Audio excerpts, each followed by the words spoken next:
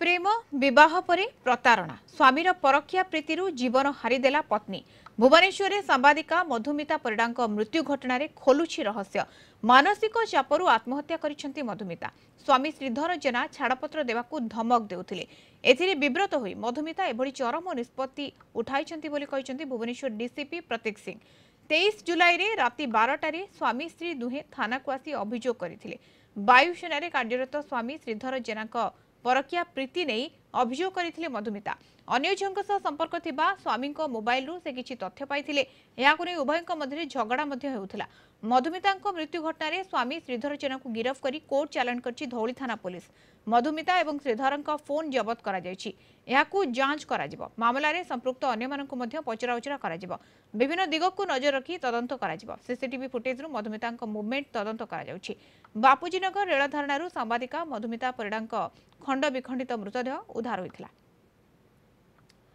ए संपर्क में अधिक सूचना नवा principal correspondent P Hemant Kumar सहित जोड़ी होती हेमंत आउ कौन सब डेवलपमेंट रही घटना देखो मधुस्मिता जो भाई भाव में सांबादिका मधुमिता मृत्यु नहीं अनेक गुमर धीरे धीरे सामना को आसी जो भाव में विवाह घर दिन जड़े बांधवी सहित भेट होता अर्थात बह श्रीधर संपर्क होता जड़े बांधवी सहित परवर्ती अवस्था बांधवी सहित प्रेम संपर्क गढ़ी उठिला यही भाव में दुई जन अति निकटतर बांधवी सहित प्रेम संपर्क गढ़ी उठिला एने बारंबार श्रीधर मारपिट करते उभय परिवार मध्य धौली थाना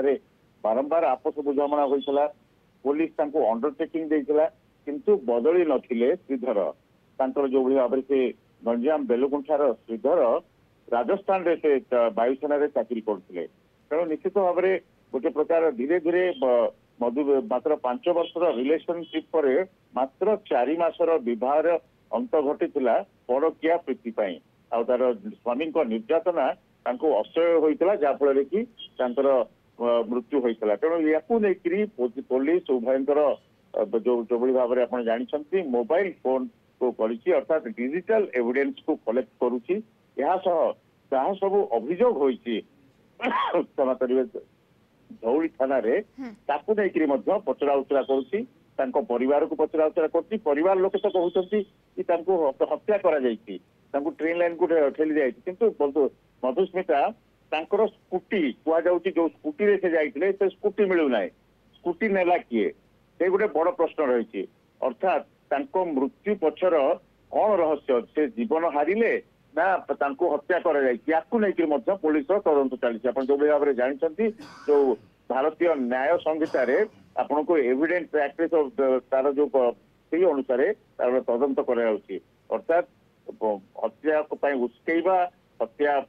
रही मानसिक निर्यातना परकिया प्रीति सहित यह सहित जो मारधर करुले बारंबार दंडर प्रावधान रही किंतु वर्तमान समय स्वामी श्रीधर जेना को गिरफ कोर्ट चालान करपटे एवं भी तदंत जारी रही बहुत बहुत धन्यवाद हेमंत आपण तमाम सूचना principal correspondent P Hemant Kumar सहित सविशेष सूचना जोड़ी होते।